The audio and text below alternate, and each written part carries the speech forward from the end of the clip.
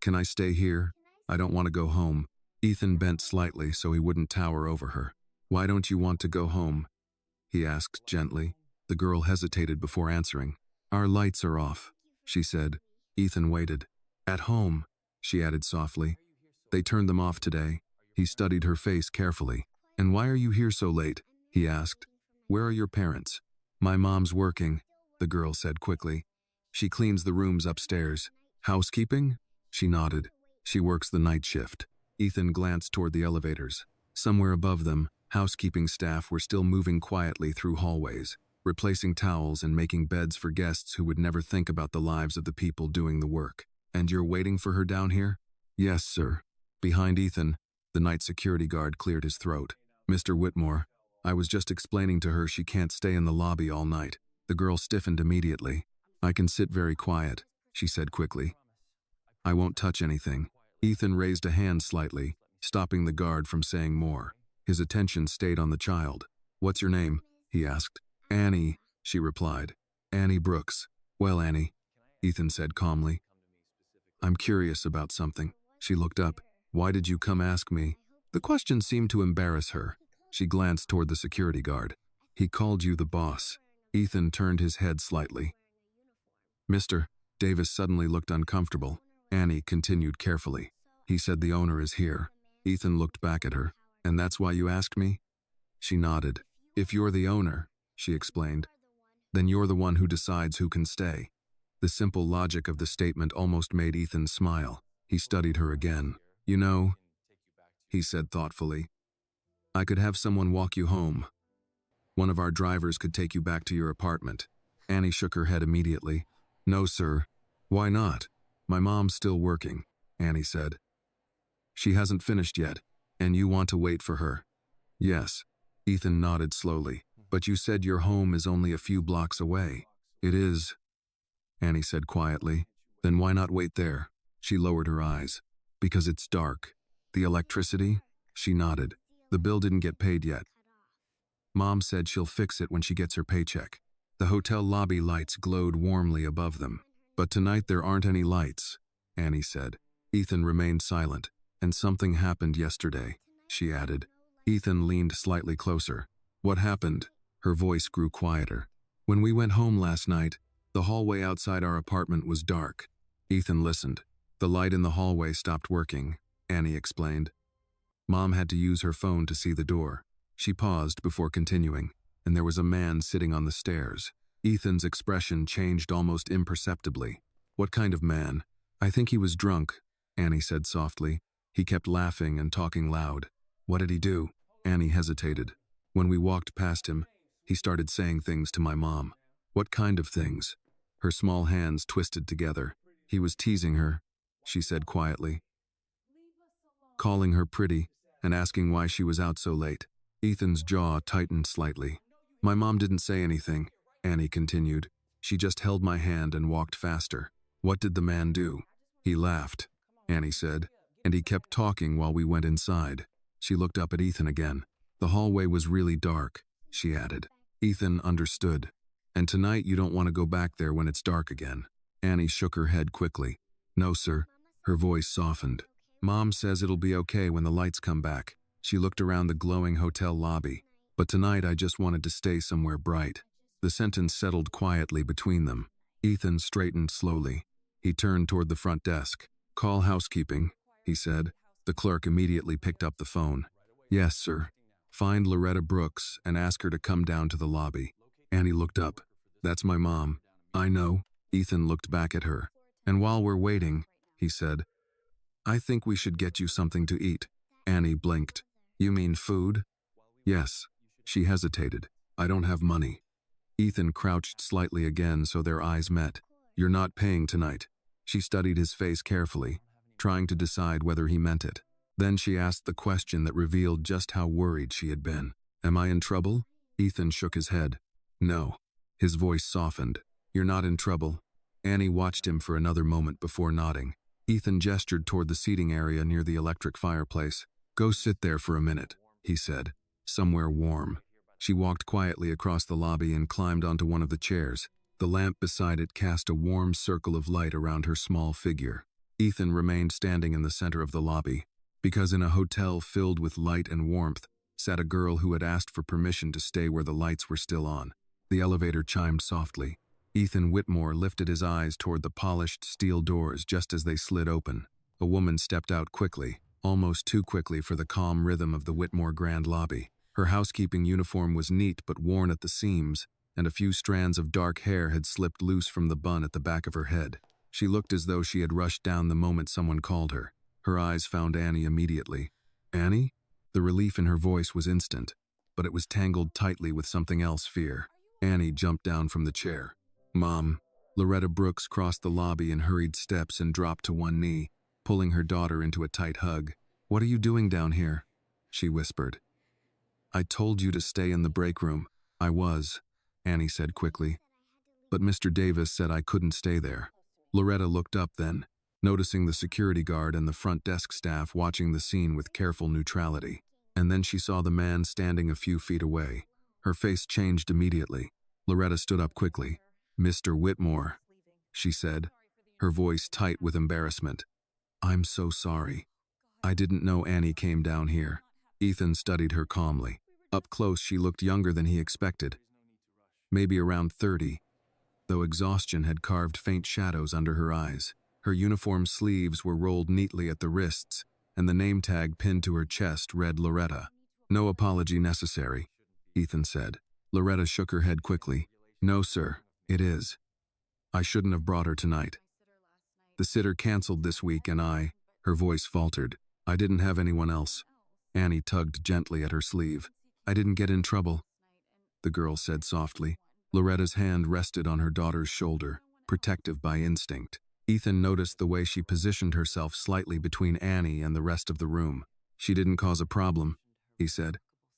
"She asked a question." Loretta looked confused. "A question?" Annie looked up at her mother, then down again. "I asked if I could stay here," she admitted. Loretta's eyes widened. "Oh, Annie, I didn't know what else to do," Annie said quietly. Loretta pressed her lips together and closed her eyes for a second, clearly fighting back embarrassment. "I'm very sorry, sir," she said again to Ethan. "She shouldn't have bothered you." Ethan shook his head slightly. "She wasn't bothering me." Loretta looked uncertain. Ethan gestured gently toward the chair Annie had been sitting in. "She told me about the electricity." Loretta froze. For a moment she didn't speak. Then she looked down at Annie. "You didn't have to tell him that, sweetheart." Annie's voice was small. "He asked why I didn't want to go home." Loretta exhaled slowly. "I see." Ethan spoke calmly. "Your daughter also mentioned something about a man outside your building last night." Loretta's shoulders tightened. "It wasn't a big deal," she said quickly. "What happened?" She hesitated before answering. "There's a guy who hangs around the stairwell sometimes," she admitted. "Drinks too much." Her tone was careful, as though she were trying to make the situation sound smaller than it was. "He likes to talk." Annie looked up. "He was teasing Mom," she said quietly. Loretta placed a hand on her daughter's shoulder. "It was nothing," she insisted. "He didn't touch us." Ethan watched her closely. "And tonight the hallway is still dark." Loretta nodded reluctantly. "Yes. The electricity in your apartment? Turned off this afternoon." Her voice was steady but tired. "I'm waiting on my paycheck. It'll be taken care of in a few days." Ethan considered that. "And in the meantime?" Loretta forced a small smile. "We manage." The sentence sounded like something she had repeated many times before. Annie looked up at Ethan again. "I just didn't want to go back there tonight," she said softly. Loretta immediately knelt down beside her. "Sweetheart, we talked about this." "I know," Annie whispered, "but it's really dark." If Annie's quiet courage touched your heart, take a moment to like this video and share your thoughts in the comments below. Tell us where you are watching from tonight. And if you believe stories about kindness and justice still matter, please subscribe to the channel so you do not miss the next story. Loretta looked at Ethan again, her embarrassment deepening. "I'm sorry you had to hear all this, sir." Ethan remained quiet for a moment. "How long is your shift tonight?" he asked. Loretta blinked slightly. "Another 3 hours. And Annie was planning to wait here until you finished." Loretta nodded. "She usually stays in the staff break room." Mr. Davis cleared his throat uncomfortably. "We had to close that area for cleaning tonight." Loretta's eyes closed briefly. "Of course." Ethan looked down at Annie. The girl was watching both adults carefully, as though trying to understand whether she had made things worse. Then Ethan spoke. "Miss Brooks," he said calmly. Loretta looked up. "Yes, sir. You said the electricity will be back once the bill is paid." "Yes. And your daughter is afraid to go back tonight while it's still dark." Loretta's voice softened. "She'll be all right." Annie looked unconvinced. Ethan glanced around the quiet lobby. The chandeliers glowed warmly above them. It was a comfortable place, and a very safe one. He looked back at Loretta. "Your shift ends at midnight?" "Yes." "Then Annie can stay here until you're finished." Loretta's eyes widened slightly. "Oh, no, sir, I couldn't." "You're not asking," Ethan said gently. He looked toward the front desk. "Have the kitchen bring something warm for her." The clerk nodded immediately. "Yes, Mr. Whitmore." Loretta shook her head, clearly overwhelmed. "That's not necessary. It's already done." She looked down at Annie, who was staring up at her with cautious hope. "I don't want to cause trouble," Annie said quietly. Loretta swallowed hard. "You're not causing trouble," Ethan said. He gestured again toward the chair by the fireplace. "Why don't you sit back down, Annie?" The girl hesitated. Then she looked at her mother. Loretta nodded slowly. "All right." Annie climbed back onto the chair, her small figure once again surrounded by the warm circle of lamplight. Ethan turned back to Loretta. "You should return to your shift," he said. Loretta hesitated. "Sir, I don't know how to thank you." Ethan shook his head. "Just finish your work." For a moment she looked as though she might say something else. Instead, she nodded. "Thank you." She knelt beside Annie once more. "I'll be done soon, sweetheart." "Okay." Loretta kissed her daughter's forehead before standing and walking back toward the elevators. The doors closed behind her. Ethan remained standing in the lobby for a few seconds longer. Across the room, Annie sat quietly beside the fireplace, her legs swinging gently from the edge of the chair. The kitchen doors opened, and a waiter stepped out carrying a tray. Warm light, warm food, and a safe place to sit. For now, that was enough. But Ethan Whitmore had the strange feeling that this quiet night was only the beginning of something much larger. Loretta Brooks spent the next 3 hours moving through the 12th floor of the Whitmore Grand with the practiced rhythm of a woman who had long ago learned how to keep her hands working while her mind carried other burdens. Fresh towels on the rack, pillow seams straight, bathroom mirror polished until the room no longer showed the people who had passed through it, only the shine they expected to find. She pushed the housekeeping cart from one suite to the next, her rubber-soled shoes whispering over the carpet, her body following habits so old they no longer required thought. But that night, thought would not leave her alone. Every few minutes, her mind slipped back downstairs to the lobby, to Annie sitting under a lamp in one of those deep upholstered chairs, to the sight of Ethan Whitmore standing beside her daughter, listening as if a 6-year-old girl's fear of the dark deserved the same attention he might give a boardroom full of executives, to the shame that had risen hot and sharp in her throat when she realized how much Annie had told him. The electricity, the hallway, the man on the stairs. Loretta tightened her jaw and stripped a king bed with more force than necessary. She hated being seen that way. It was one thing to live close to the edge. Plenty of people did. In cities like this, you could walk past 10 struggling souls in a single block and never know how thin the ground beneath them really was. But it was another thing entirely to have the edge named out loud in a place built on polished surfaces and quiet luxury. It was another thing to stand in front of the owner of the hotel where you cleaned rooms for a living and have your child explain, with painful simplicity, that home was dark because you had not been able to keep the lights on. "Loretta?" She looked up. Marisol Vega stood in the doorway of the suite, one hand resting on the frame, the other holding a clipboard against her hip. She was in her late 40s, compact and steady, with a face that rarely wasted expression. As housekeeping supervisor, Marisol had the habit of speaking in short, useful sentences and expecting the same in return. "Yes, ma'am." Marisol took 2 steps into the room and lowered her voice. "You all right?" It was a question Loretta had learned to fear. People usually asked it when they already suspected the answer. "I'm fine," she said automatically. Marisol studied her for a moment. "That man downstairs, Mr. Whitmore, he called for you personally." "I know. That usually doesn't happen." Loretta folded the fitted sheet into a neat bundle and set it into the cart. "I know." Marisol did not move. "Your little girl okay?" The question cut in a different place. Loretta paused, then nodded. "Yes. She got scared about going back to the apartment." Marisol's expression shifted, not dramatically, but enough to show she was listening now with more than managerial concern. "Because of the electricity?" Loretta looked at her. The news, apparently, had already begun to move in that quiet hotel way, never loudly, never with open gossip, but along the invisible wires of staff awareness. A clerk heard a name. A guard mentioned a child. A kitchen runner carried hot food to a girl by the fireplace. Before long, the people who kept a building running knew more than they let on. Loretta pressed her lips together. Yeah. Marisol glanced toward the door, then back at her. Why didn't you say something? Loretta let out a small breath that held no amusement. And say what? That I needed my paycheck to come faster? That I couldn't afford a sitter this week? That my kid was sitting in a hotel lobby because going home felt worse? Marisol said nothing. Loretta shook her head and pulled a clean duvet from the cart. People got their own problems. I came to work. That was the plan. For the first time that night, something in Marisol's face softened in a way Loretta had rarely seen. Still, she said, you could have told me. Loretta fitted one corner of the duvet over the comforter and looked down at her hands. I'm telling you now. Marisol gave a short nod, the kind older women sometimes gave when they understood there was no point pressing a bruise that was already showing. Well, she said, Mr. Whitmore told the kitchen to keep something hot for your girl if she wants more later. Loretta stopped. He did? Marisol nodded. And if Davis gives her trouble again, that'll be the end of that. For a moment, Loretta did not trust herself to answer. She had gone years accepting the kind of help that came disguised as inconvenience, pity, or correction.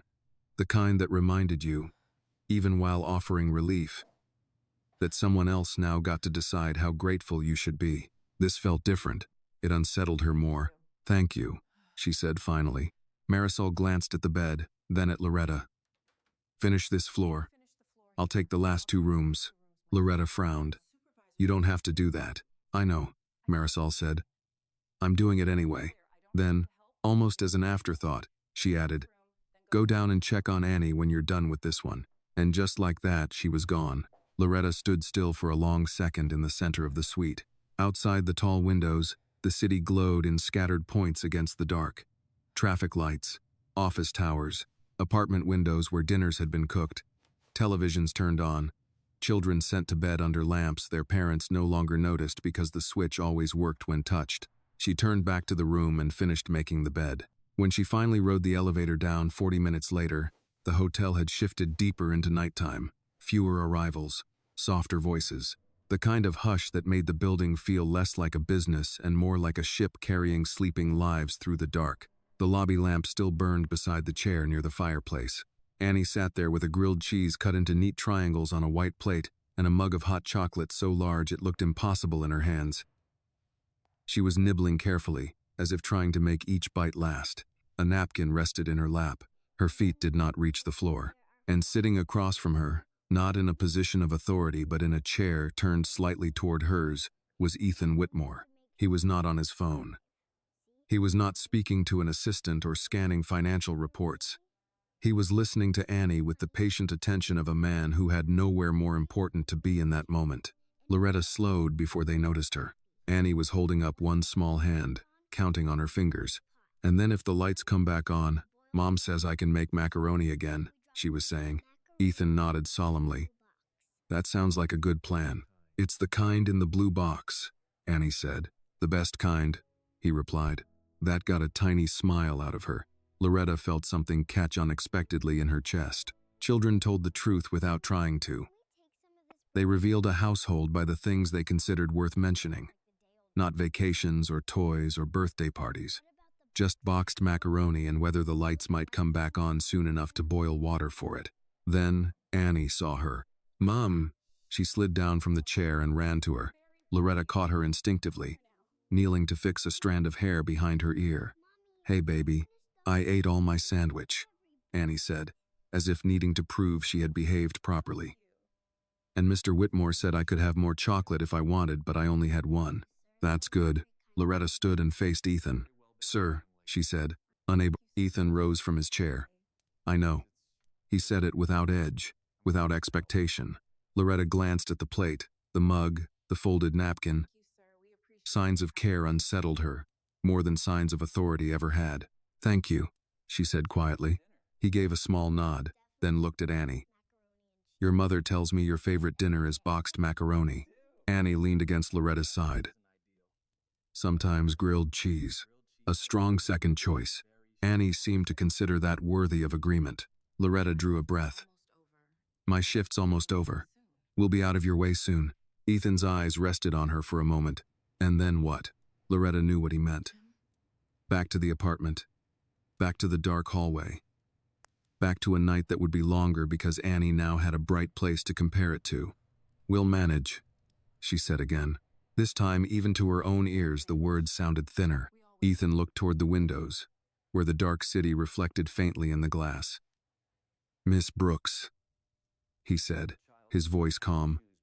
A child should not have to choose between darkness and fear. Loretta's fingers tightened over Annie's shoulder. He continued before she could answer. There are empty rooms in this hotel tonight. Her eyes lifted to his fully then. No, she said at once. Sir, I couldn't. You could. I can't accept that. He did not argue immediately. He had the discipline to let silence do its work. Loretta lowered her voice. I work here. Yes, people will talk. Let them, he said. She shook her head. It's not that simple. No, he said. It usually isn't. Annie looked between them, sensing something important was happening, though not yet understanding its shape. Ethan's tone remained even. You said your paycheck comes in a few days. You said the electricity can be restored once the bill is paid. Loretta did not answer. I'm not offering you charity, he said. I'm offering your daughter one safe night with the lights on. That landed differently, because he had said daughter, not you. Because he had said safe, not comfortable. Because something in his voice made it clear he understood the distinction between helping and humiliating. Loretta looked down at Annie. The child's face was tired now. The hotel's warm light had taken some of the strain out of it, but not all. 6-year-olds were not meant to stay awake measuring adult decisions. Mom? Annie asked, softly. Loretta closed her eyes for half a second. When she opened them again, she said the words with visible effort. Just tonight? Just tonight, Ethan said, though something in his expression suggested he was already thinking beyond it. Loretta nodded once. Annie's fingers curled more tightly into her mother's hand. Not with excitement exactly, but with relief so deep it almost looked like disbelief. Ethan turned to the front desk and gave a quiet instruction. A room would be prepared. Simple, quiet, nothing extravagant. Someone from housekeeping would bring up fresh towels. The kitchen would send milk for Annie and coffee for Loretta in the morning. The hotel moved at once, because that was what hotels did when someone with authority spoke. Doors opened, keys were made, beds waited in rooms no one had claimed. But as Loretta stood there under the warm chandeliers, Annie pressed against her side, and Ethan Whitmore calmly arranged a place for them to sleep. She realized authority did not always have to sound cold. Sometimes it sounded like a door staying open for the right person. The room they gave Loretta and Annie was on the 6th floor. It wasn't one of the large suites facing the river or the corner rooms business travelers paid extra for. It was a standard guest room, clean, quiet, with 2 neatly made beds, soft lamps beside each nightstand, and curtains drawn halfway across the tall window. But to Annie, it might as well have been another world. She stood just inside the doorway while Loretta held the keycard in her hand, still uncertain whether she should step fully into the room. The carpet felt thick under their shoes. The air smelled faintly of fresh laundry and the lemon polish used on the furniture. Annie looked up at the ceiling light. It was on, not flickering, not dim, just steady and warm. Mom, she whispered. Loretta set her small overnight bag on the dresser and turned toward her. Yes, sweetheart.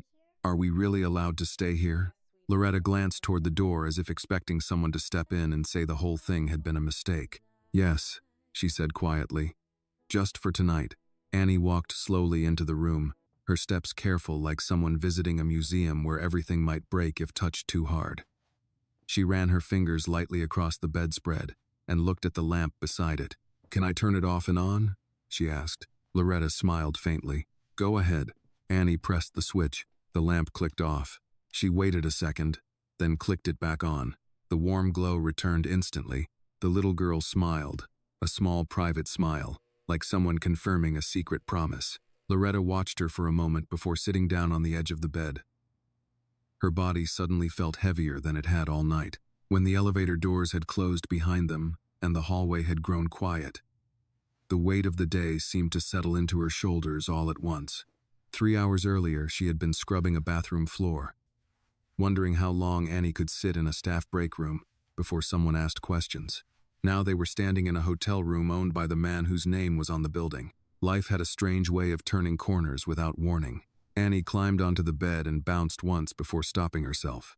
"I won't mess it up," she said quickly. "You're allowed to sit on it," Loretta said. Annie sat cross-legged and looked around again.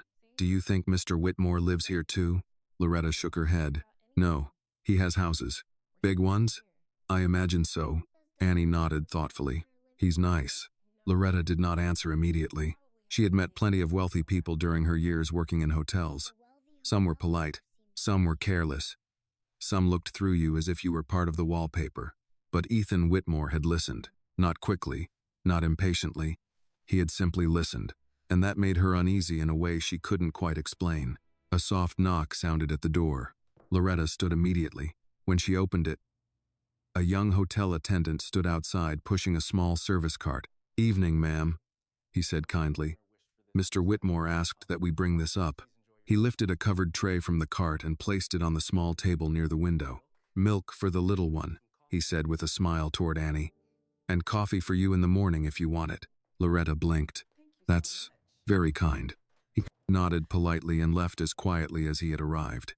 Annie slid off the bed and hurried over to the table. There was a glass of milk, a small plate of cookies, and a folded napkin. "Cookies," Annie breathed. Loretta laughed softly for the first time that night. "Looks like it." Annie took one carefully. "Do you want one?" "No, honey. You should," Annie said. "You worked all day." Loretta leaned against the table and accepted the cookie. For a moment, neither of them spoke. Outside the windows, the city hummed softly with distant traffic and the glow of streetlights stretching toward the river. Inside the room, the lights stayed steady. No buzzing, no darkness waiting behind the switch. Annie finished her cookie and climbed back onto the bed. "Mom?" "Yes?" "When the lights come back at home, do you think everything will go back to normal?" Loretta thought about the question. Normal. For them, normal meant rent paid just late enough to keep the landlord impatient. Grocery shopping done carefully, always calculating how many meals could come from a single bag, working nights and sleeping in pieces between school drop-offs and laundry. But normal also meant Annie's laughter in the kitchen, macaroni boiling on the stove, movie nights on the couch with blankets and popcorn. Normal was not always easy, but it was theirs. "Yes," Loretta said finally. "Everything will be all right." Annie lay back against the pillow and stared at the ceiling. Mr. Whitmore said something downstairs. "What did he say?" "That kids shouldn't have to be scared of the dark." Loretta's throat tightened slightly. "He's right," she said. Annie turned her head. "Do you think he was scared of the dark when he was little?" Loretta smiled gently. "Everyone is, at some point." Annie seemed satisfied with that answer. Within minutes, the long day finally caught up with her. Her eyelids grew heavy, and her breathing slowed, until the small room filled with the soft rhythm of a sleeping child. Loretta pulled the blanket up around her shoulders and turned off the overhead light, leaving only the bedside lamp glowing softly.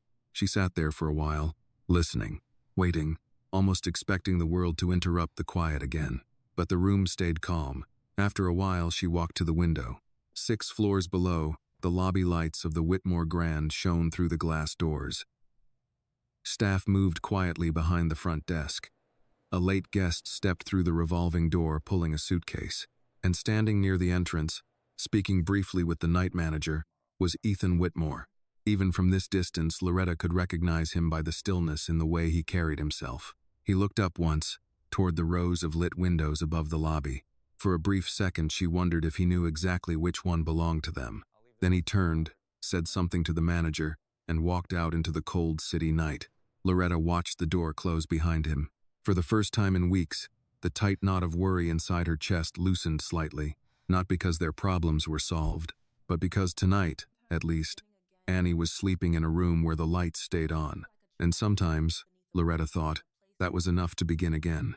Morning came softly in room 614, not all at once, not with the rude certainty of an alarm clock or the sharp glare of daylight through thin curtains, but slowly, as if the room itself understood that rest was something precious and easily frightened away. A pale wash of dawn pressed through the edges of the drapes. The lamp beside Annie's bed was still on, casting a small circle of gold over the nightstand and the folded napkin where a single cookie crumb remained. Loretta Brooks was already awake. She had not slept deeply. Women who spent too many years balancing rent, bills, schedules, and fear rarely did. Even in a clean hotel bed with fresh sheets tucked tight beneath her legs, some part of her body had remained alert, listening for the sound of trouble finding its way to the door. But sometime around 3 in the morning, exhaustion had won the argument, and she had drifted into the first unbroken sleep she could remember in weeks. Now she sat on the edge of the bed, still in yesterday's t-shirt, holding her phone in both hands. The screen was cracked at one corner. The battery sat at 19%, and on the screen, bright and merciless even in the softened morning light, was the overdue electric bill. She had opened it 3 times already. Balance due, past due amount, final notice, service interrupted. The words did not change no matter how long she looked at them. They remained what they were. Proof that effort and outcome did not always travel together in this country. She had worked. She had shown up.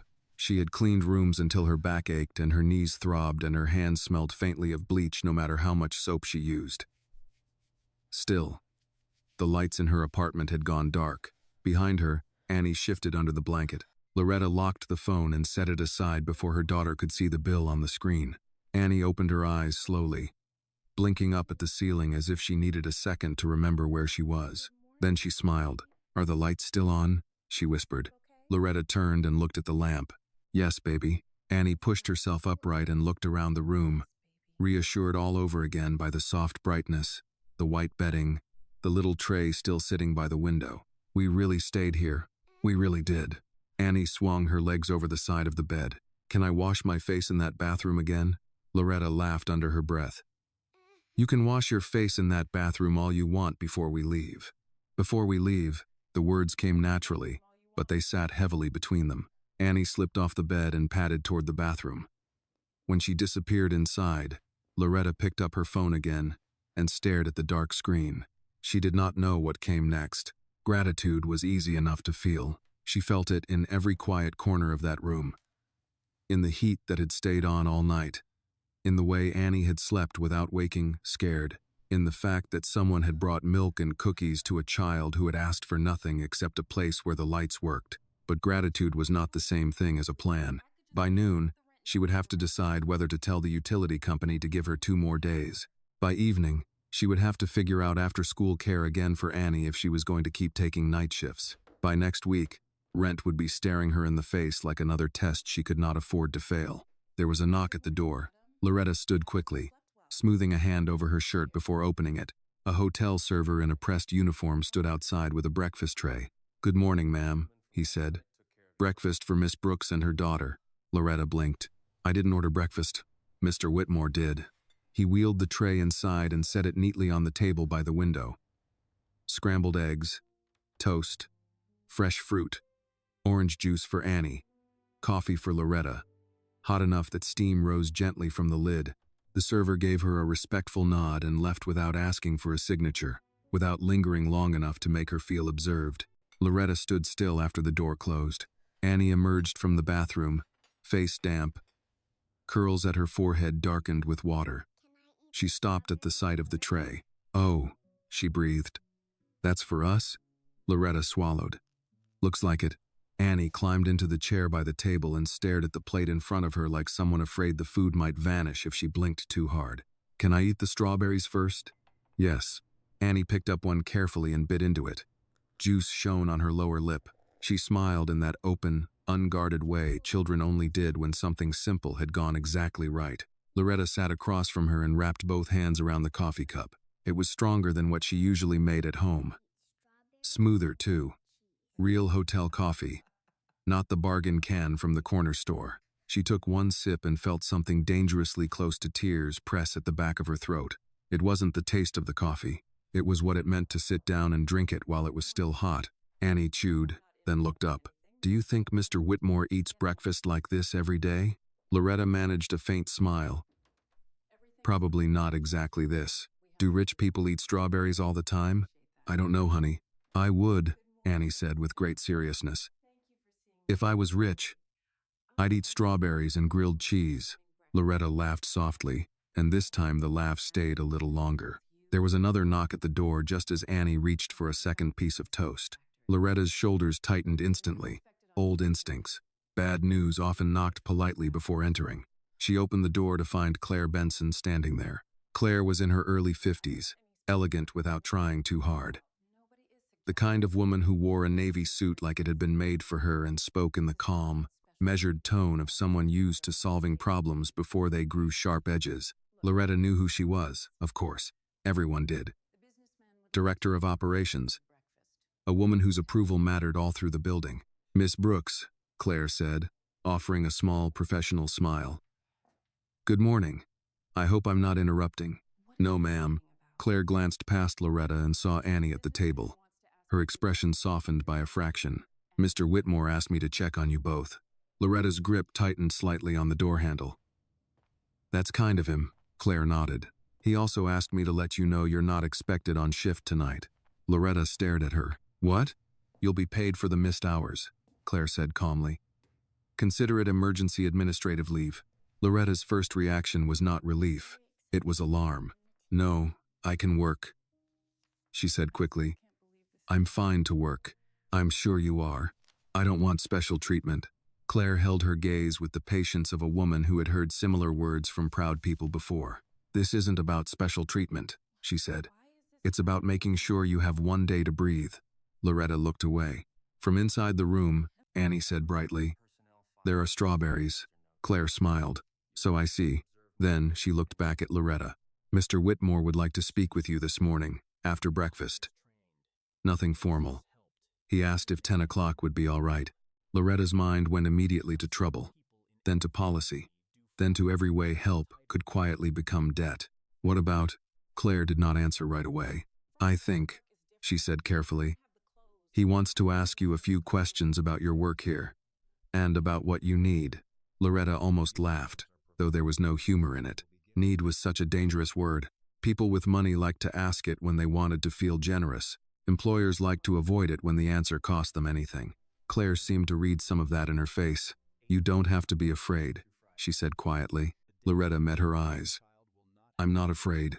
Claire gave a small, knowing nod that suggested she would not insult her by pretending that was true. 10 o'clock then? After a long moment, Loretta said, Yes, ma'am. Claire handed her a room service card with an extension written neatly on the back. If you need anything before then, call this number. She turned to go, then paused. One more thing, Miss Brooks. Loretta waited. The room is yours until tonight. No one is rushing you out. The sentence landed with surprising force. No one is rushing you out. There were people in this world who had never had to think about the violence hidden inside being hurried, the humiliation of being moved along before you had regained your footing, the panic of knowing that every kindness came with a time limit you did not control. Loretta nodded once. Thank you. When Claire had gone, she closed the door and leaned against it for a moment. Annie looked at her over the rim of her orange juice glass. Mom? Yes. Are we in trouble now? Loretta crossed the room and knelt beside her daughter's chair. No, baby. Then why do you look scared? Children. Always cutting clean through whatever mask an adult tried to put on. Loretta brushed a thumb lightly across Annie's cheek. Because sometimes, she said softly, when life changes all at once, it takes a minute to figure out if it's changing for the better. Annie thought about that very seriously. Then she nodded and offered her mother half a strawberry. Loretta took it. At 10 o'clock, she would sit down with Ethan Whitmore and find out what kind of man listened to a little girl in a hotel lobby and then kept listening the next morning. At exactly 10 o'clock, Loretta Brooks stood outside the executive office on the second floor of the Whitmore Grand Hotel. She had worked in the building for almost 4 years, yet she had never been in this hallway before. The carpet here was thicker than the guest floors. The walls held framed photographs of the hotel's history, black and white images of the building during construction, ribbon-cutting ceremonies, men in suits shaking hands beside brass plaques. Places like this were not meant for the housekeeping staff.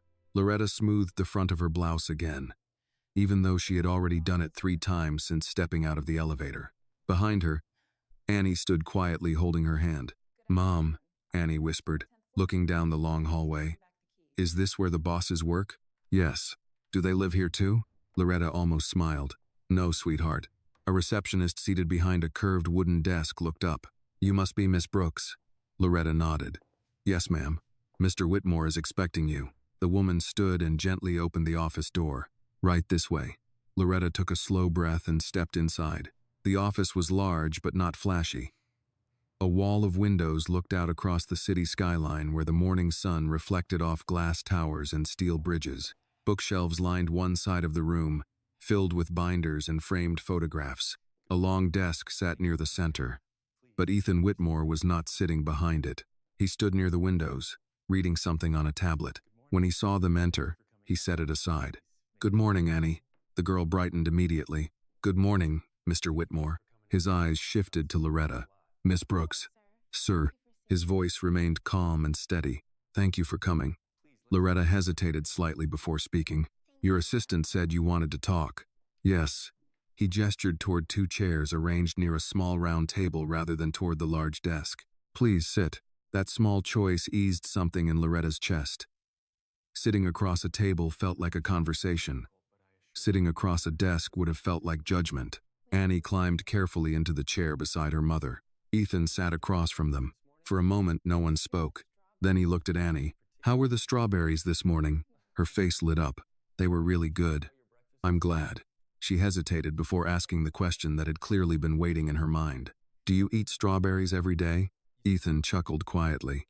Not nearly as often as you think. Annie nodded seriously, as if filing away the information. Loretta cleared her throat. Sir, if this is about last night, I truly appreciate what you did. Ethan looked at her. But, she hesitated, I don't want this to affect my job. There it was, the fear she had carried into the room. Ethan leaned back slightly. It won't. Loretta searched his face to see if he meant it. I work hard, she said carefully. I show up early. I don't complain. I'm aware. You are. He nodded once. You've been on the housekeeping team 3 years and 8 months. Your supervisors describe you as reliable, fast, and thorough. Loretta blinked. You know that? I make it a habit to know who works in my buildings. Annie looked between them, impressed. Mom cleans really fast, she added helpfully. Ethan smiled faintly. I believe it. Then he turned back to Loretta. What happened with the electricity? The question came calmly, without accusation. Loretta exhaled slowly. Ours got cut 2 months ago when the conference bookings dropped. I fell behind on the bill. And now, my paycheck clears Friday. And the amount owed? $342. She hated saying the number out loud. It sounded embarrassingly small compared to the money that moved through a place like this. Ethan nodded slightly, as if noting a simple fact. After that, the lights come back on. Silence settled briefly. Then Ethan looked toward Annie. Do you like living near the hotel? The girl shrugged. It's okay. What do you like about it? There's a park 2 blocks away. And what don't you like? Annie glanced at her mother before answering. It's dark at night. Loretta felt the familiar knot return to her chest. Ethan noticed. He spoke gently. Miss Brooks, may I ask you something directly? Yes. Why didn't you tell anyone here that you were struggling? Loretta looked down at her hands. Because it's not anyone else's responsibility. That's one way to see it. It's the only way I know. He studied her quietly. Pride, dignity, fear of being pitied. He had seen it many times before. My mother used to say something similar, he said after a moment. Loretta looked up. She worked 2 jobs, he continued. Raised 3 kids alone. She hated asking for help. What changed? She got sick. Loretta didn't respond. And when people finally tried to help, he added, it was already too late. The room grew still. Annie listened quietly, though she didn't fully understand. Ethan folded his hands on the table. I'm not interested in charity, he said calmly. Loretta waited. I am interested in good employees. She frowned slightly. And you are one. The statement landed heavier than she expected. You show up, he continued. You work hard. You take care of your daughter. He gestured lightly toward Annie. That matters. Loretta swallowed. So what does that mean? Ethan reached into a folder on the table. He slid a paper across toward her. This means I'm offering you a different position. Loretta stared at the paper. Front of house guest services assistant. She read quietly. Her eyebrows lifted. That's not housekeeping. No. It pays more. Yes. Why? Because you're capable of it. She shook her head slowly. I've never worked a desk job. You can learn. Her eyes moved across the page again. And the hours? Day shifts. Loretta looked up sharply. Day. That way Annie isn't waiting alone at night. The room felt suddenly very quiet. Annie looked confused but hopeful. Loretta's voice dropped. Sir, why are you doing this? Ethan didn't answer immediately. Finally, he said the simplest truth. Because last night a 6-year-old girl asked me if she could stay somewhere with the lights on. Loretta's throat tightened. And because, he continued calmly, a hotel that prides itself on hospitality should probably extend it to the people who work inside it. Annie looked at her mother. Mom, does that mean we get lights again? Loretta blinked rapidly. Yes, she whispered. Then she looked at Ethan. I don't know how to thank you. He shook his head. You don't need to. He stood. Just do the job well. Annie slid down from her chair. Mom does everything well. Ethan smiled slightly. I believe that. Loretta held the paper in her hands. For the first time in a long time, the future didn't look like a hallway with the lights turned off. It looked like a door slowly opening.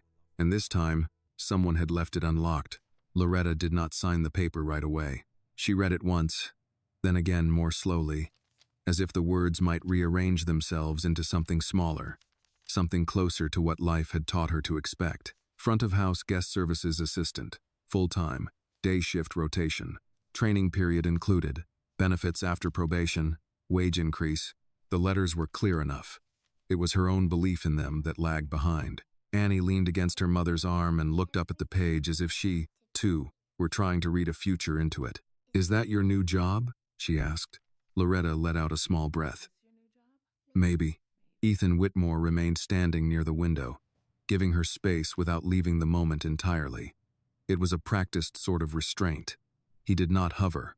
He did not press. He had likely spent years learning that people accepted life-changing things more honestly when they were not crowded by the person offering them. Still, Loretta felt the weight of the paper in her hands as if it were heavier than it should have been. I don't understand, she said at last. Ethan looked at her. I think you do. No, she said, more quietly than before. I understand the words. I don't understand why this is happening to me. It was not ingratitude. It was bewilderment, plain and unadorned. He walked back toward the small round table and rested one hand lightly on the back of the empty chair. Claire brought me your personnel file this morning, he said. And your supervisor's notes. Loretta's fingers tightened slightly on the paper. I didn't know there were notes. There always are. That almost made Annie smile, though she did not entirely know why. Ethan continued. You've covered extra shifts. You've trained new hires without being asked. You've had multiple positive mentions from guests, even from people who didn't know your name and described you only as the woman who helped my mother when she slipped in the hall, or the housekeeper who found my son's inhaler. Loretta blinked. I remember the inhaler, she said softly. I imagine you do. He sat down again, not opposite her in a confrontational way, but slightly to one side, as if to make the conversation feel less like an interview and more like a truth finally arriving where it was supposed to. There are people in every company, he said, who do more than the title they're given. Sometimes that gets noticed. Sometimes it doesn't. In your case, it should have. Loretta lowered her gaze to the page again. In her experience, being good at your job usually earned you more of the same job. More rooms, more carts, more hours no one else wanted, more responsibility without the courtesy of a raise large enough to change what was waiting at home. She had never expected it to earn a door into another part of the building. But front desk work, she said. Guest services, that's different. Yes, I don't have the clothes for that kind of job. We provide uniforms. I haven't done that kind of computer work in years. We train. She looked up. And if I'm not good at it? Ethan's answer came without delay. Then we'll know after proper training, not before. That silenced her for a moment. He turned to Annie. Do you know what training means? Annie thought carefully. It means somebody shows you first. That's right. She nodded as if pleased to have gotten it correct, then turned to her mother. You show me things first too. Loretta smiled faintly despite herself. I do. Annie looked back at Ethan. So you're going to show Mom the new job first? In a manner of speaking, yes. That seems fair, Annie said. The adults looked at her, and for one brief second the tension in the room loosened. Then Loretta's expression sobered again. People are going to talk, she said. Ethan did not pretend not to know what she meant. Hotels had their own ecosystem of rumor, judgment, sympathy, resentment, all moving invisibly beneath polite surfaces. Yes, he said. Some will. They'll say I got pulled upstairs because my little girl asked for help in the lobby. He held her gaze. And Loretta's chin lifted slightly, and now there was steel under the exhaustion. And I don't want my daughter growing up thinking the only way people like us get seen is by being desperate in front of the right rich man. The honesty of it settled hard and clean in the room. Annie, sensing something serious, grew still. Ethan nodded once. That's a fair concern. Loretta waited. He folded his hands. Then, let me answer it clearly. I did not offer you this position because your daughter made me feel sorry for you. She said nothing. I offered it because after she spoke to me, I looked more closely. And when I looked more closely, I found an employee who should have been moved up already. Loretta's breathing slowed. There's a difference, he said. One is pity, the other is correction. The word correction stayed with her. Not rescue, not favor, not generosity so large it required her gratitude forever. Correction. Annie looked from one adult to the other. What's correction? She asked. Loretta opened her mouth, but Ethan answered first. It means fixing something that should have been made right a long time ago. Annie considered this gravely, then nodded, like when Mom fixes the hem on my school skirt because it curls up funny. A soft sound escaped Loretta. Half laugh, half sigh. Something like that. Ethan glanced toward the city beyond the window. The late morning light was brighter now, showing every line of the bridges, every rooftop, every narrow grid of streets where people were already late for things that felt important. Then he looked back at Loretta. Tell me about community college. She looked startled. What? The certificate program. Operations and hospitality support. Her eyes narrowed slightly. That was in my file too? No. Claire found it when she called to verify your previous coursework. Loretta stared. You called the college? I had someone do it. Why? Because if I'm moving someone into a new role, I like to know what's already there. For a moment, she did not seem to know whether to be offended or touched. I only finished 3 semesters, she said. Then Annie came along. There was no bitterness in the statement, just sequence. Life had turned. She had followed. You were doing well in the program, Ethan said. I liked it. Why'd you stop? She gave him a look that suggested the answer should have been obvious. Childcare. Rent. Work. There are only so many hours in a day. Yes, he said quietly. There are. Annie reached for her mother's hand. Loretta took it without looking away from Ethan.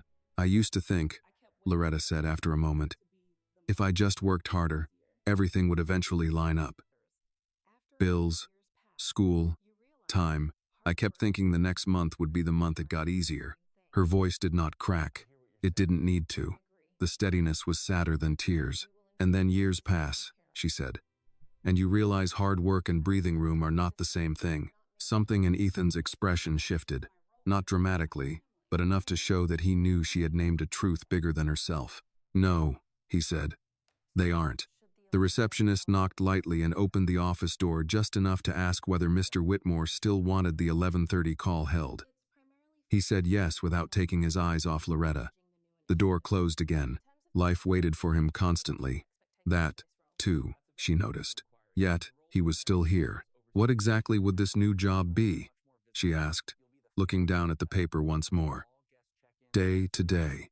The question pleased him, though he did not show it beyond the slightest easing at the corners of his mouth, checking in guests when needed, assisting with reservations changes, helping coordinate requests between the front desk and housekeeping, solving small problems before they become big ones, making people feel seen without making a performance of it. Loretta looked up at that last part. That sounds like something my grandmother used to say, she murmured. What? She'd say. Good manners aren't about making a show of kindness. They're about making room for somebody else's dignity. Ethan was silent for a beat. Your grandmother sounds like a wise woman. She was. Annie brightened. Grandma Lou, Made sweet potato pie. Loretta smiled. Yes, she did. Better than store pie. Much better. The office held that tiny warmth for a second, and then the future returned. When would training start? Loretta asked. Tomorrow, if you accept. Her head came up. Tomorrow? Yes. That fast? You need the pay adjustment as soon as possible, and I'd rather not pretend urgency isn't part of this. There it was again, that refusal to dress reality in softer fabric than it deserved. Annie swung her legs slowly beneath the chair. If Mom works in the daytime, can she pick me up from school? Loretta looked at her, and something almost painful moved through her face. That's the idea, Ethan said gently. Annie's eyes widened with hope so innocent it made Loretta look away for a second. She remembered too many evenings asking neighbors for 20 extra minutes, too many rushed pickups, too many nights walking home with Annie half asleep and shivering, trying not to think about who might be sitting in the stairwell this time. A day shift. A real one, not the patchwork survival she had been calling a life. I'd still need after-school coverage sometimes, she said, now thinking aloud in spite of herself. On the longer shifts and school breaks, Claire can help connect you with the Employee Assistance Program, Ethan said. There are child care partnerships, discounted rates, transportation options in some cases. Loretta stared at him. These things exist? In this company? Yes. Then why didn't anybody tell me? He did not answer immediately, because the true answer was ugly in an ordinary way. Because companies often created systems that looked generous in handbooks and invisible in practice. Because people lower down the ladder were expected to find what they needed while already too tired to search.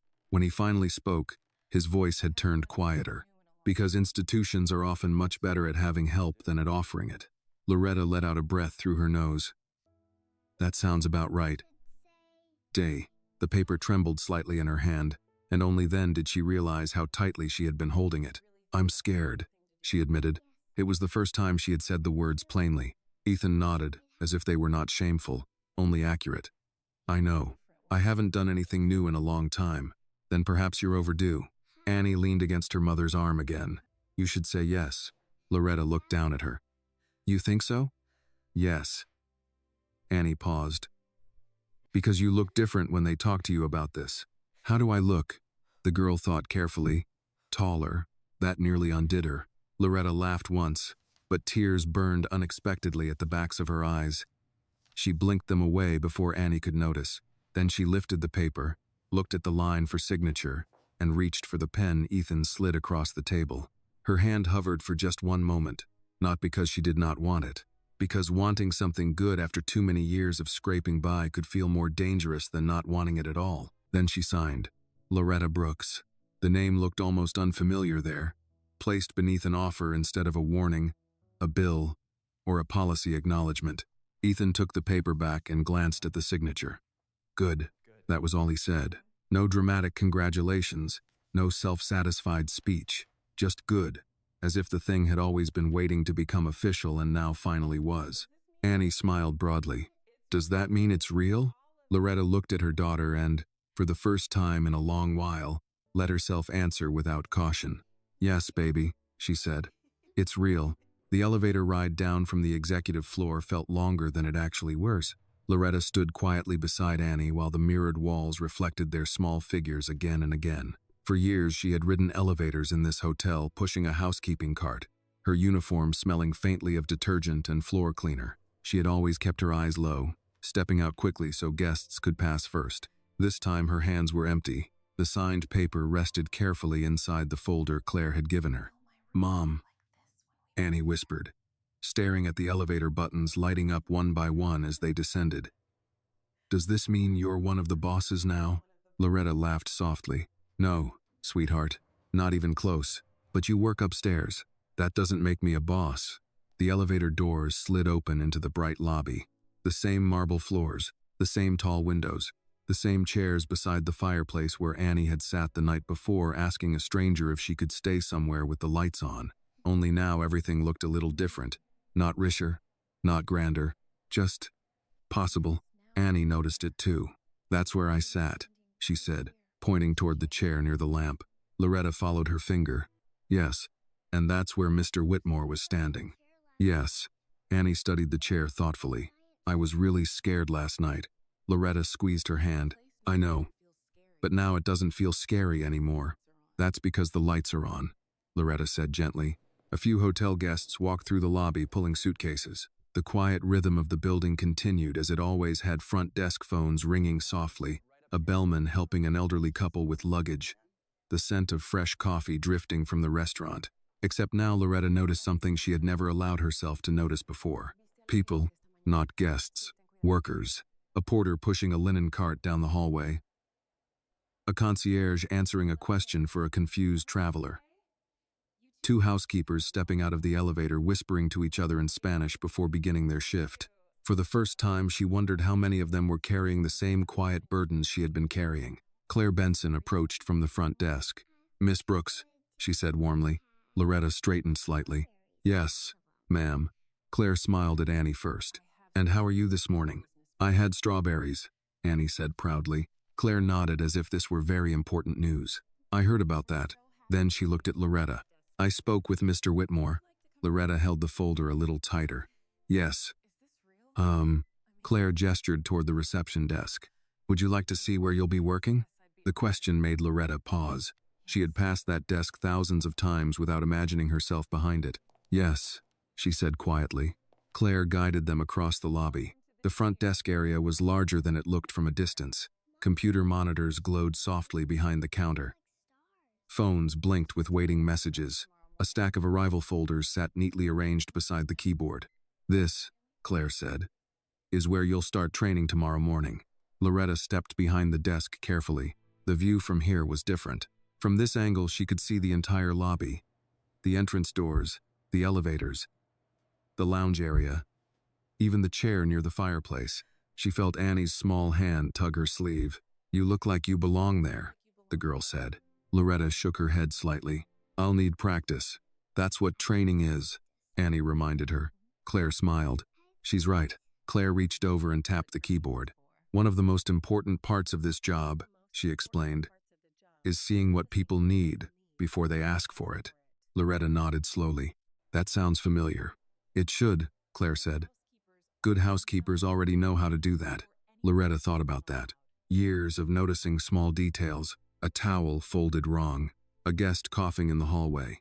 A suitcase struggling over carpet. All those quiet instincts suddenly made sense in a new way. Across the lobby, Mr. Davis, the night security guard, walked past the entrance. He stopped when he saw Annie. Well now, he said with a grin. Looks like someone's back. Annie smiled shyly. Hi. Mr. Davis nodded toward Loretta. Everything all right? Loretta gave a small nod. Yes, everything's all right. Mr. Davis glanced at Claire, then back at Loretta, clearly sensing something had changed. Well, he said, that's good to hear. He continued toward the door. Annie leaned on the counter. Mom? Yes? When do the lights come back at home? Loretta hesitated. Soon, she said. The truth was she still hadn't figured out how to pay the overdue bill. The new job would help, but the power company would not wait for future paychecks. Claire seemed to notice the flicker of worry in her face. You'll receive an advance with your new position, Claire said quietly. Loretta looked up. An advance? Claire nodded. Standard relocation adjustment for internal promotions. Loretta blinked. But I'm not relocating. Claire's expression softened slightly. You're relocating within the company. Loretta understood what Claire was doing. She was protecting Loretta's dignity. No charity, just policy. Thank you, Loretta said quietly. Claire nodded once and stepped away to answer a ringing phone. Annie rested her chin on the counter. Mom, she whispered. Yes? I think Mr. Whitmore knew you were supposed to work here. Loretta looked down at her. What makes you say that? Because he listened. The answer was simple, but something about it stayed with Loretta. She looked across the lobby toward the chair by the fireplace again. Last night, a frightened little girl had asked for a place with the lights on, and somehow that small request had opened a door her mother never thought existed. Loretta straightened her shoulders. Tomorrow she would begin training. Tomorrow she would learn new systems, new responsibilities, new ways of helping people. But today she understood something that had taken years to discover. Sometimes the difference between darkness and light was not money. Sometimes it was simply whether someone stopped long enough to listen. Annie tugged her sleeve again. Mom? Yes? Can we still make macaroni tonight when the lights come back? Loretta smiled. Yes, baby. This time, she believed it. Loretta's first day of training began before sunrise. She stood in the narrow space between the kitchen sink and the refrigerator in her apartment, staring for a second at the small yellow light above the stove. It was still such a simple thing. A switch, a glow, the hum of a working refrigerator, the red numbers on the microwave clock. 3 days earlier, those details had belonged to other people, to strangers in better neighborhoods, to hotel guests upstairs behind thick curtains and fresh sheets, to families whose children had never needed to ask if they could stay where the lights were on. Now the kitchen was warm again, not luxurious, not transformed into anything grand. The cabinets still sagged a little at the hinges, the floor still creaked near the doorway, the paint in the hallway outside still needed fixing, but the lights were on, and that made the whole apartment feel less like a place they were enduring and more like a place they lived. Annie sat at the table in her school uniform, stirring too much sugar into a bowl of oatmeal. Mom, she said, do people at the front desk have to know how to smile all day? Loretta buttoned the cuffs of her borrowed blouse and glanced at her daughter. I imagine it helps. Annie nodded seriously. You already know how. Loretta almost laughed. The blouse had been left for her the previous afternoon in a garment bag with her name clipped neatly to the top. Claire had called it a temporary uniform until the rest could be fitted. Navy slacks, soft cream blouse, name tag, not fancy, just crisp, clean, and impossible to mistake for housekeeping. When Loretta had first held it in her hands, she had felt a strange jolt of grief mixed with gratitude. Grief for all the years she had spent believing no one would ever picture her in anything else. Gratitude that someone finally had. I know how to be polite, she said. That's smiling. No, Loretta said, pouring coffee into a travel mug. That's manners. Smiling is extra. Annie grinned. Then do extra. Loretta shook her head and reached for her coat. By 7:30, she had dropped Annie at school and was walking through the employee entrance of the Whitmore Grand with the kind of careful awareness that came from entering familiar ground in an unfamiliar role. Everything felt slightly off-center. The hallway that led toward staff lockers smelled the same bleach, coffee, warm linen, somebody's floral hand lotion, but people looked at her differently now. Not all of them. Some just nodded and kept moving. Others did a quick double take at the new clothes, the new badge. The fact that Loretta Brooks from night housekeeping was not pushing a cart this morning. A young laundry attendant named Tasha smiled first. Well, look at you, she said, warm and genuinely pleased. Front desk now? Guest services, Loretta corrected gently, still not fully comfortable saying it. Tasha grinned. That's all right. Still sounds like a promotion to me. Before Loretta could answer, 2 other employees passed behind them. One of them, a man from maintenance she barely knew, murmured something too low to catch. The other gave a little shrug. They did not look directly at her, but they didn't need to. Loretta knew the shape of workplace whispers. She had lived near them long enough. Tasha's smile faded slightly. People talk when they don't know how to mind their own business. Loretta adjusted the strap of her purse. I figured. Tasha looked at her for a moment. You earned this. The words helped more than Loretta wanted to admit. At 8 o'clock sharp, Claire Benson met her at the front desk.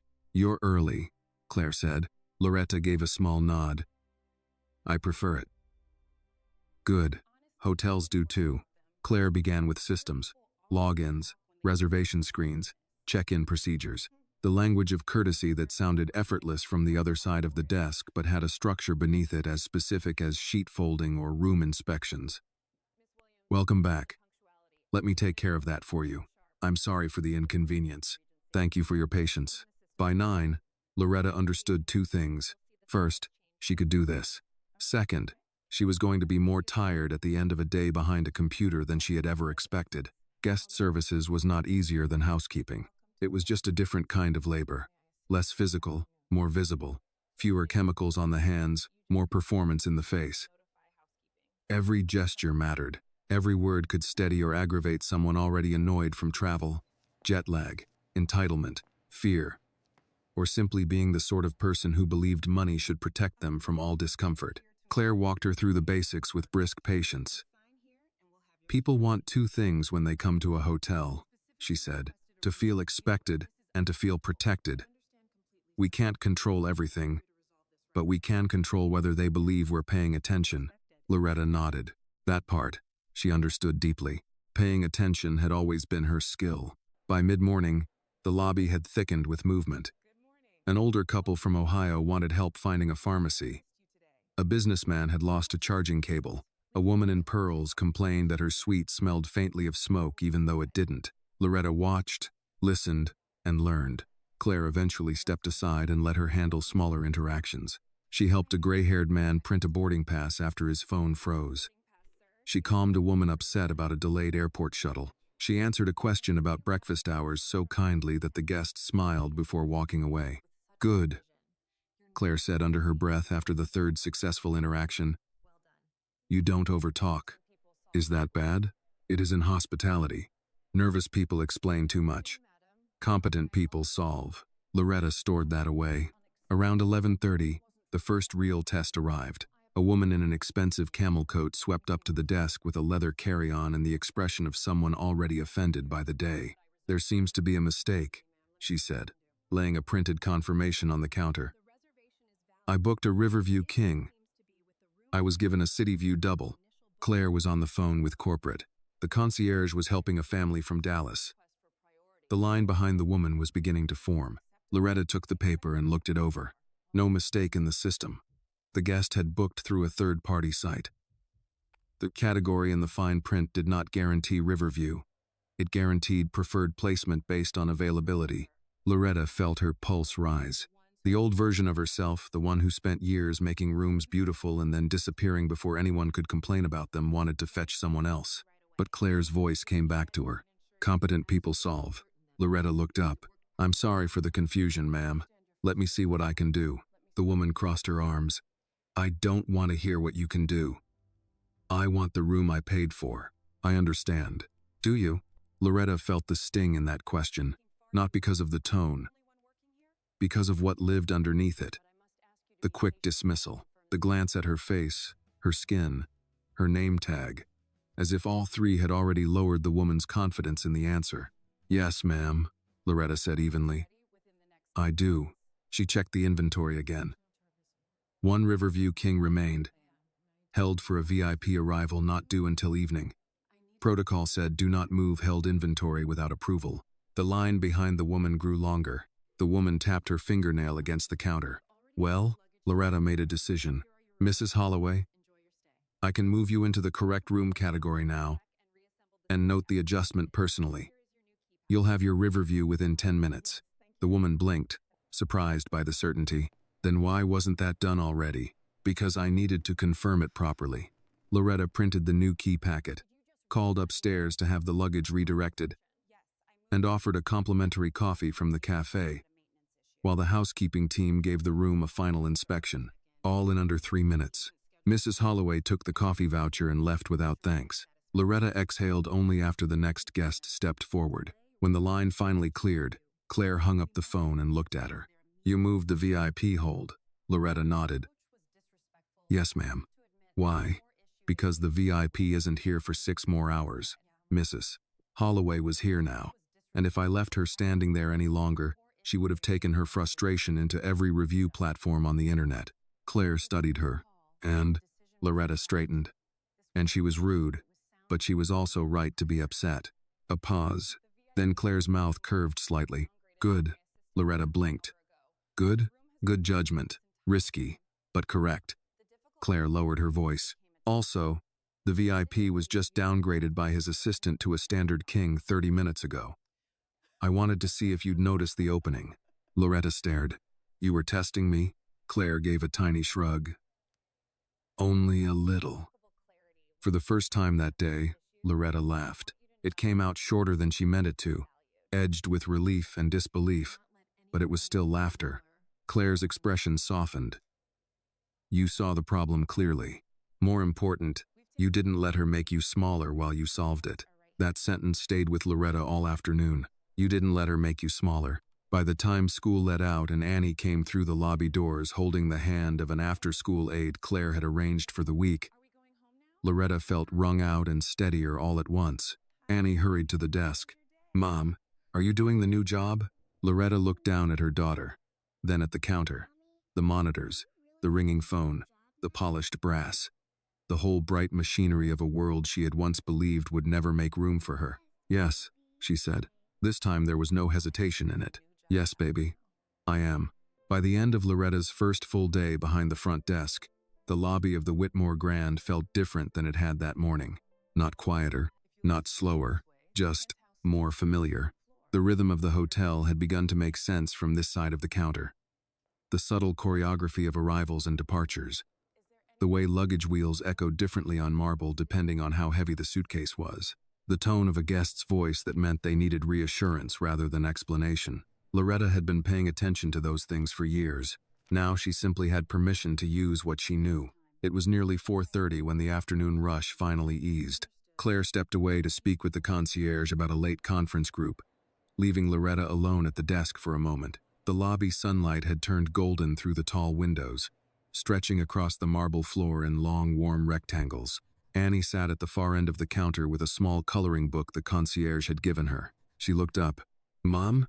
"Yes. Do you like it?" Loretta glanced around the lobby. Guests crossed the room with quiet conversations. A bellman held the door for a couple entering from the street. The phones behind the desk blinked calmly instead of frantically. "I do," she said. Annie smiled and returned to her drawing. Loretta was just beginning to organize the next stack of arrival folders when a man approached the desk. He was tall, wearing a dark suit that looked expensive without trying too hard. His hair had begun to gray at the temples, and his expression carried the calm impatience of someone used to being recognized. Loretta straightened automatically. "Good afternoon. Welcome to the Whitmore Grand. How may I help you?" The man studied her for a second. "I'm checking in," he said, sliding a leather ID case across the counter. Loretta opened it. Her eyes paused on the name, Daniel Harrow, the VIP reservation, the one Claire had mentioned earlier. Loretta looked up politely. "Welcome, Mr. Harrow." He gave a small nod, but his attention had already shifted toward the lobby, as if searching for someone. "I requested a Riverview King suite." "Yes, sir." She typed quickly into the system, and then she saw it. The room, the same one she had reassigned earlier that morning to Mrs. Holloway. The last Riverview King in the building. For a moment, the quiet hum of the lobby seemed to fade. Daniel Harrow leaned slightly forward. "Is there a problem?" Loretta kept her voice calm. "No problem, sir. Just a moment while I confirm your room." Behind her, the system showed the truth clearly. The Riverview King suite had been reassigned hours ago, and the next available one wouldn't open until the following day. Loretta felt the weight of the decision she had made earlier. Competent people solve, but sometimes solving one problem created another. She looked back at Mr. Harrow. "I want to be transparent with you," she said calmly. "There has been a change in room availability today." His expression tightened. "What kind of change?" Loretta met his gaze steadily. "The specific suite you reserved was reassigned earlier today due to an availability error." That wasn't entirely true, but it was close enough to protect the guest she had already helped. "And what exactly does that mean for me?" he asked. "It means," Loretta continued evenly, "I'd like to offer you our executive corner suite tonight with a complimentary upgrade." Mr. Harrow frowned slightly. "Corner suite?" "Yes, sir." He crossed his arms. "That's not the Riverview I booked." "No," Loretta admitted. "But it's a larger suite with a panoramic city view and private lounge access." He studied her for several seconds. Behind him, Annie watched quietly from the counter. Finally, he asked, "Why wasn't my original room held?" Loretta could feel Claire approaching from the side of the desk, but she answered before Claire spoke. "Because another guest arrived earlier today with the same reservation request." "That doesn't answer my question." "No," Loretta said calmly. "It doesn't." The man's eyes narrowed slightly. "Then answer it." Loretta kept her voice steady. "Because when the situation appeared this morning, the guest standing in front of me needed a solution immediately." Silence settled between them. Claire stopped a few steps away, watching carefully. Mr. Harrow looked at Loretta again, not with anger now, with curiosity. "And you gave her my room?" "I gave her the only available room that solved her problem." Another pause. Then something surprising happened. Mr. Harrow smiled slightly. "Well," he said, "that's interesting." Loretta blinked. "Sir, most front desk clerks would have blamed the computer." Loretta allowed herself a small breath. "I prefer honesty." Mr. Harrow leaned his elbows on the counter. "What kind of problem did this other guest have?" Loretta shook her head gently. I'm afraid I can't discuss other guests. His smile widened slightly. Fair enough. He picked up the room key packet she had printed. Corner suite, you said? Yes, sir. Bigger room? Yes. Private lounge? Yes. He slid the key into his pocket. Then I suppose I'll survive. Loretta nodded. Thank you for your understanding. As he turned toward the elevators, he paused and glanced back once more. You're new here? Yes, sir. I can tell. Loretta waited. Most people in this building try very hard not to make decisions. Then he walked toward the elevator without another word. Claire stepped beside Loretta. Well, she said quietly, that could have gone worse. Loretta let out a long breath she hadn't realized she was holding. I thought I'd ruined my second day. Claire shook her head. You did the opposite. Loretta looked confused. Claire gestured toward the elevators. Daniel Harrow owns half the development projects along the river. Loretta froze. That was Daniel Harrow? Yes. And I gave away his room. Claire smiled faintly. You solved a problem. That's what we do here. Loretta leaned slightly against the desk. I need another cup of coffee. Annie slid her drawing across the counter. Mom. Loretta looked down. It was a picture of the hotel. 3 stick figures stood in front of the big doors. 1 tall, 1 medium, 1 small. Above them, Annie had drawn a bright yellow sun. What's this? Loretta asked. Our new place, Annie said. Loretta smiled softly, not because the hotel was theirs, but because for the first time, the future didn't feel like a hallway with broken lights. It felt like a building full of doors, and she had just learned how to open one. By Thursday afternoon, people in the Whitmore Grand had begun telling Loretta's story in pieces. Not the true story, of course. Hotels were like families in that way. They lived on fragments. A clerk saw one moment. A server heard another. A housekeeper noticed a new name tag. A bellman carried a rumor from the lobby to the service elevator and back again before the coffee in the staff room had gone cold. By now, most of the building knew 3 things. Loretta Brooks had moved out of night housekeeping. Mr. Whitmore himself had signed off on it. And something unusual had happened in the lobby a few nights ago involving her little girl. No one seemed to know exactly what, which, in a place like this, almost guaranteed that everyone would pretend they did. Loretta felt it in the small pauses that followed her name, in the looks that lasted a second too long, in the tone people used when they said congratulations and meant it, or when they said congratulations and meant something closer to luck. She was standing at the side station behind the front desk, restocking key sleeves and reorganizing the brochure rack for the 3rd time, when 2 women from banquets came around the corner, speaking softly to each other. They didn't realize she could hear them until it was too late. That's her, one of them murmured. The one with the little girl? Mm-hmm. Mr. Whitmore just handed her that job. I heard she was already being watched for promotion. I heard something different. Loretta kept her hands moving. It was not the words themselves that stung. It was the old feeling underneath them, that invisible trial poor people were put through whenever anything good happened to them, as if fortune had to be audited more carefully when it crossed the wrong address. The women noticed her then, both going quiet at once. One gave an awkward half-smile. Morning, Loretta. Afternoon, Loretta corrected politely. They moved on. Claire Benson, who had heard enough to understand the shape of the exchange, walked over from the concierge station. You don't have to stand here and swallow that, she said quietly.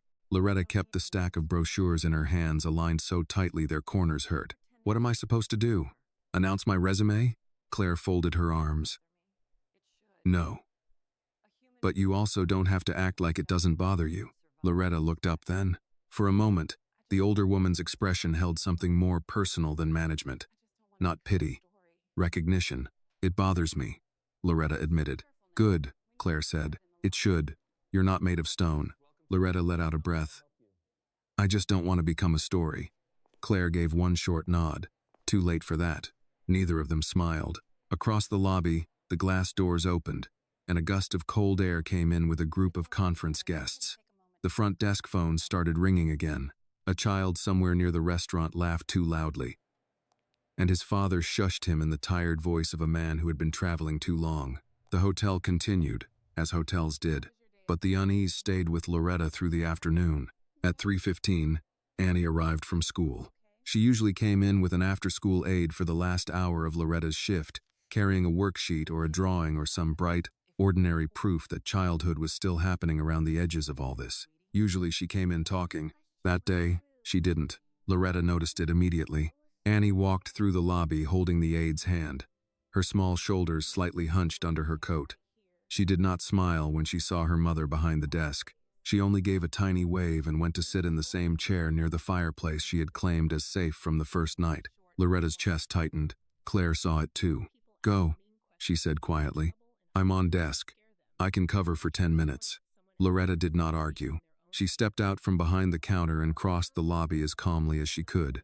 Annie looked up when she approached. "Hey, baby." "Hi." Loretta sat in the chair beside her. "How was school?" "Fine." It was the kind of answer only children and husbands used when they hoped not to be questioned further. Loretta waited. Annie picked at the corner of her coloring page. Did something happen? The little girl's lower lip shifted, just slightly. One of the girls in my class asked if we were poor. There it was. No dramatic music. No raised voice. Just one sentence, quiet as a pin dropping on carpet, and suddenly the whole world changed shape around it. Loretta felt something hot and immediate move through her body. Not shame, not exactly. Something older. The instinct to protect, to strike back at whatever had touched your child and made her feel lesser. But Annie was watching her face. So Loretta made herself breathe first. "What did you say?" she asked gently. Annie shrugged. "I said I didn't know." Loretta reached out and smoothed a hand over the child's hair. "Why did she ask?" Annie stared at the coloring page. "Because I told Mrs. Ellis our lights got turned off last week and that's why I didn't finish my reading log on Tuesday night." Loretta closed her eyes for half a second. Children told the truth wherever it landed. That was their innocence. Adults were the ones who taught them which truths became dangerous. And what did Mrs. Ellis say? She told the girl that was a rude question. Good. But then everybody looked at me. The last words came smaller. Loretta took Annie's hand in both of hers. "Listen to me," she said quietly. "Being short on money is not the same as being short on worth." Annie looked up. Loretta continued, choosing each word carefully, as if laying boards across water one at a time. "Sometimes people ask mean questions because they don't know how else to make sense of things that scare them. Trouble scares people.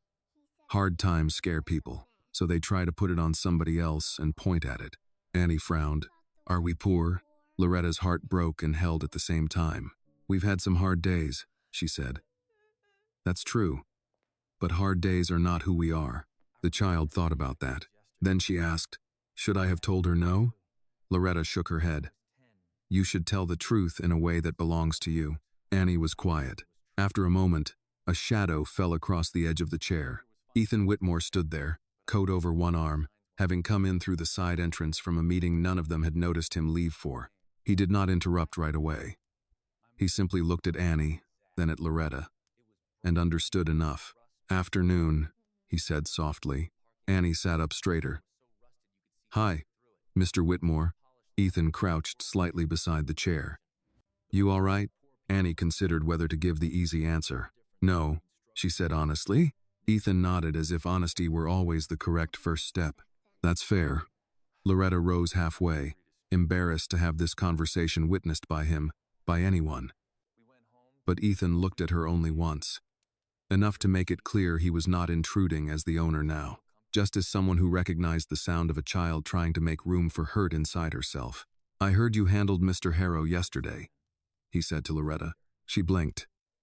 "Yes, sir. Claire must have told him. Or Claire told someone who told him. Or perhaps in a building like this. Competence moved upward faster than complaints when the right eyes were open. He called this morning," Ethan said. Loretta's stomach dropped. "He did?" "Yes." She braced herself. "He wanted to say your judgment was better than most general managers he'd met." For a second she thought she had heard wrong. "What?" Ethan's expression stayed neutral, but there was unmistakable approval beneath it. "He said you were direct, calm, and unwilling to hide behind policy when a solution was available." Loretta sat back slowly. "I thought he was irritated." "He probably was. People can be irritated and impressed at the same time." Annie looked from one adult to the other. "Did Mom do good?" Ethan turned to her. "Your mother did very good." The child absorbed that like sunlight. But then the earlier sadness returned to her face. "A girl at school asked if we were poor." Ethan did not flinch. He did not give the false cheerfulness adults sometimes used around children because they were uncomfortable with hard truths. Instead, he asked, What do you think she meant? Annie frowned. I think she meant broken. That answer stopped both adults. Ethan's gaze changed first. He lowered himself fully into the chair across from Annie. When I was 10, he said quietly, a boy at school asked if my family was trash. Annie stared. Loretta did too. Ethan's voice remained even, but it had lost the polished edge of business entirely now. It sounded like memory. Do you know why, he asked? Annie shook her head. Because my mother's car backfired in the school parking lot, and the rust on the door was so bad you could see through part of it. He thought poor people must be trash because he had never been taught the difference between struggle and character. The lobby seemed to retreat around them. And what did you say? Annie asked. Ethan gave a small breath that might once have been a laugh. Nothing. I was too mad to speak. What happened then? I went home. My mother made tomato soup from a can and grilled cheese, and she told me something I didn't understand until much later. Annie leaned forward. She said, son, the world confuses worn things with worthless things every day. Don't help it make that mistake about you. The words settled into the warm space near the fireplace and stayed there. Annie repeated part of it under her breath. Worn things are not worthless, Ethan finished. Loretta looked down at her daughter and felt tears press unexpectedly at her eyes. Not because the words were sentimental, because they were useful, because they gave shape to something she had been trying to explain with less grace. Annie looked at Ethan with solemn concentration. So if somebody asks again, you can tell them, he said, that hard times happen to good people, and that lights being off for a few days doesn't tell anybody who you are. Annie nodded slowly. Then she asked, did your lights ever go off? Ethan's mouth shifted, not quite a smile. Once, he said. And my mother lit candles and told us it was an adventure. It was not an adventure. That got a laugh out of Annie, small, but real. Loretta covered her mouth for a moment, shaken by how much that small sound relieved her. Ethan rose again, smoothing his coat over one arm. I'll let you two finish talking. Before he could step away, Annie said, Mr. Whitmore? He turned back. Thank you for listening that first night. He met her eyes. Thank you for asking. Then he walked toward the elevators. Loretta watched him go, then looked down at Annie, who had returned to her coloring page with a steadier hand than before. The hotel around them remained what it had always been, rich, polished, efficient, full of people passing through on their way to someplace else. But in one chair near one lamp in one corner of the lobby, something had shifted again. Not the kind of shift that made headlines, the quieter kind. The kind that happens when shame loses its grip because someone finally names it for what it is. Confusion, cruelty, ignorance, fear but not truth. The next Tuesday afternoon felt different from the first one. 3 months earlier, Shelby had walked into Callahan's diner with 2 tired daughters and $11 left in her pocket. That day had smelled like fear and uncertainty, like the sharp edge of survival. She had wrapped half her sandwich in a napkin because she could not afford to trust that tomorrow would come with food. Now the doorbell of the diner rang again as Shelby pushed it open. The sound was the same, but the woman who stepped inside was not the same person. Hadley walked beside her wearing a purple backpack and a jacket that actually fit her shoulders. Ruthie skipped a few steps ahead, holding a folded piece of paper in both hands like it was something fragile and important. The waitress behind the counter looked up. Well, look who's back. Shelby smiled. Hi, Martha. Booth in the corner? The waitress asked. Please. The 3 of them slid into the same red vinyl booth by the window. Outside, winter had settled over the city, leaving the sidewalks edged with thin frost and the sky a pale gray. Hadley opened the menu even though she already knew what she wanted. Grilled cheese and tomato soup, she said. Ruthie lifted her hand proudly. Pancakes. Shelby laughed softly. Pancakes it is. Martha scribbled the order and walked toward the kitchen. Shelby leaned back in the booth and watched her daughters for a moment. Hadley had begun 2nd grade 3 weeks earlier. Her teacher had already called once, not because there was a problem, but because she wanted Shelby to know that Hadley read 2 grade levels ahead and had started helping other students during quiet reading time. Ruthie had discovered crayons again. Real crayons, not the broken stubs from gas station coloring books. Her drawings were everywhere in the small apartment now taped to the refrigerator, tucked into corners of bookshelves, slipped under Shelby's pillow like secret messages. Safety did that to children. It gave them room to grow. Ruthie placed the folded paper on the table. "I made something," she announced. Shelby unfolded it carefully. It was a drawing done in thick purple and yellow crayon. 3 stick figures stood in front of a building with a tree beside it. One tall figure with brown hair, 2 smaller ones with braids. Above them, Ruthie had written one word: home. Shelby stared at the drawing for a long moment. 3 months earlier, the word had meant something uncertain, something fragile. Now it meant a small apartment with a working stove and a deadbolt on the door. It meant a couch donated by a volunteer and a kitchen table just big enough for 3 plates and a bowl of macaroni. It meant safety. "Do you like it?" Ruthie asked. Shelby nodded slowly. "I love it." Hadley dipped a corner of her grilled cheese into the tomato soup and studied the drawing. "You forgot the tree outside our window," she told her sister. Ruthie gasped. "Oh no." Shelby laughed. "You can add it later." Ruthie seemed relieved. Across the diner, the doorbell rang again as another customer entered. Cold air slipped briefly across the floor before the door closed. Shelby didn't notice. She was watching her daughters, watching the way Ruthie poured syrup on her pancakes with the careful concentration of a scientist, watching Hadley organize her sandwich into perfect squares before taking the first bite. Small habits of children who had learned to stretch food when there wasn't enough. Those habits would fade, eventually. Healing always took time. Hadley looked up from her soup. "Mom?" "Yes?" "Can we come here every Tuesday?" Shelby smiled. "If you want." "I want." Ruthie nodded vigorously. "Me too." Shelby took a bite of her sandwich. 3 months ago, she had wrapped half of it in a napkin to save for later. Today, she ate the whole thing. Outside the diner window, a dark sedan sat parked along the curb. Inside the car, a man in a wool coat watched through the fogged glass for a moment. Grady Ashworth did not step inside. He didn't need to. From where he sat, he could see the shapes clearly enough. A woman in a booth, 2 little girls, one holding up a piece of paper proudly. He could not read the word written on it, but he didn't have to. He had seen that look before. It was the look of someone who had finally found a place where the door could close and the world stayed outside. Grady started the engine. For years, he had carried the memory of a boy standing in a doorway watching his mother whisper, "We're fine." That memory had shaped the man he became. But now, watching Shelby and her daughters through the diner window, he felt something loosen inside his chest. Not relief, not exactly. Something quieter. The feeling of a promise kept. He shifted the car into drive and pulled away from the curb. The diner doorbell rang again as another customer walked inside.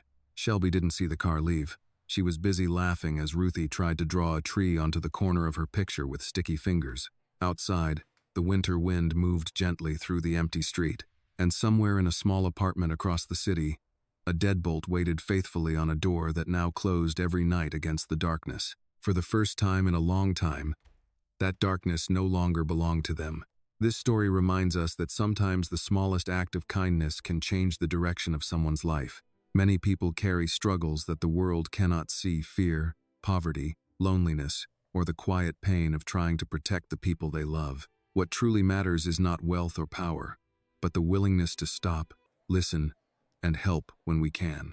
Compassion has the power to restore dignity, and a single moment of empathy can become the beginning of hope for someone who thought the world had forgotten them. This video is a work of fiction created with the assistance of artificial intelligence. All characters, events, and situations are not real and do not represent any actual people or true stories. The content is intended for storytelling and emotional illustration only.